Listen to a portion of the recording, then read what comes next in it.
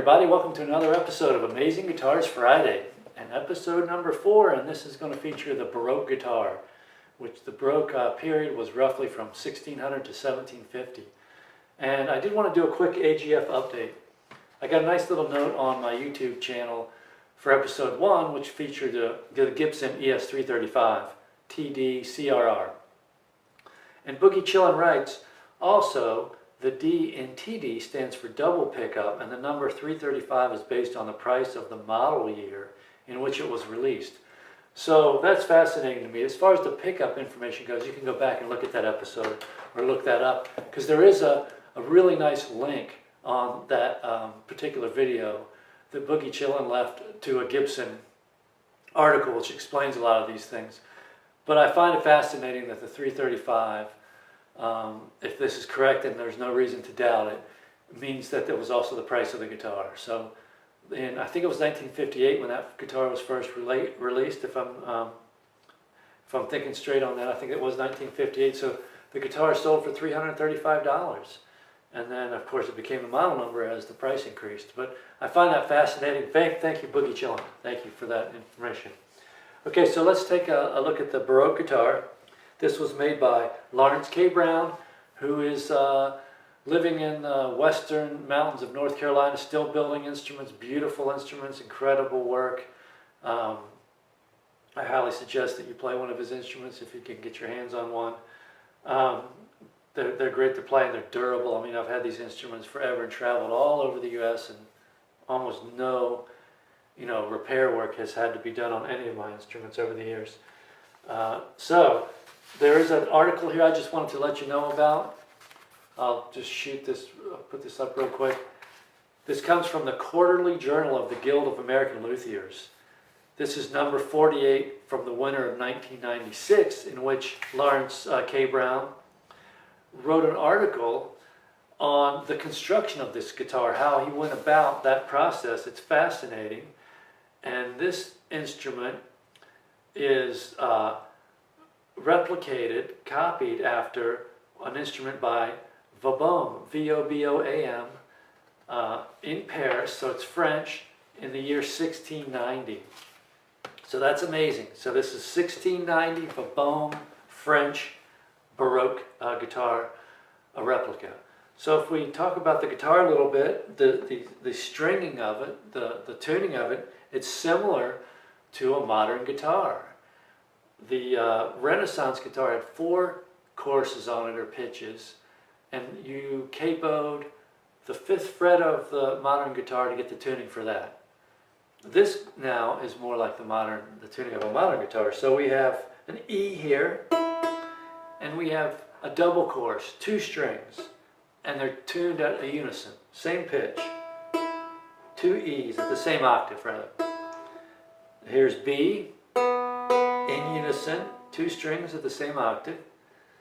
Here's G, unison. Here's D, which is in an octave.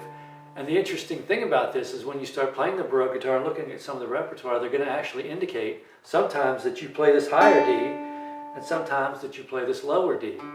So they've sort of, covered both areas, both octaves in one location, and you're supposed to play one or the other oftentimes, and that's really difficult to do. And then we have the A, which is what we would call reentrant tuning. This went up an octave from what it would be on the modern guitar. On the modern guitar, the pitches descend. This one does not descend, it goes up, so that's one interesting aspect. And as far as that piece that I played, that was from Suite Number 7 in C major. It was published in 1682. It was a gigue by Robert de Vesci. And Robert de Vesci was undoubtedly the greatest French guitarist of the 17th century, according to a number of scholars. His birth dates, living dates rather, are circa around 1650 to 1732. And he spent time in France and was employed by Louis XIV. His music has been described as a viable continuation of past achievements and a logical step in a new direction. So he was very important in the development of the performance and certainly the composition of music for the guitar. Excellent. And so now let me look at, see if I can tell you a little bit about the construction materials that were used in this instrument.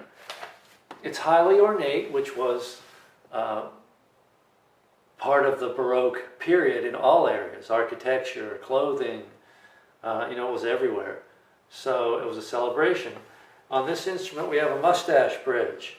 We have African ebony with maple lines, and all of the really fancy work is ebony and maple. And there's a lot of it on here. German spruce top. The back is Pacific yew wood with rosewood lines. And so that's really what it is. It's ebony, maple, and rosewood. This is very interesting. That's what we call a wedding cake. It's 3 tiers, and it's handmade out of parchment paper. It's incredible. If I could take the back off, and you can see pictures of that in that article, maybe I can post one sometime, you would see the tiers, just like a wedding cake. Here you just kind of see the inside of the cake from the bottom up. So it's a beautiful instrument. It sounds great. Now maybe we can just take a second to talk about some of the technique. There were 2 techniques employed during the Baroque period. One was raschiato, which was strumming, and the other was punteato, which was playing single notes. So they did both of those. Whereas in the Renaissance, it was really more of just playing the single notes. I'm sure they strummed the Renaissance guitars. I had mentioned, how can you not? It feels good for a guitar player. But we have no indication that they did. So now in the Baroque period, we do have indications of strumming. And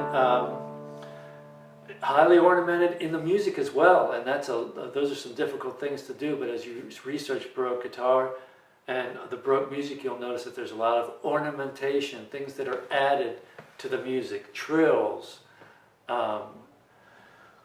turns, all sorts of things that are just fascinating, difficult to do.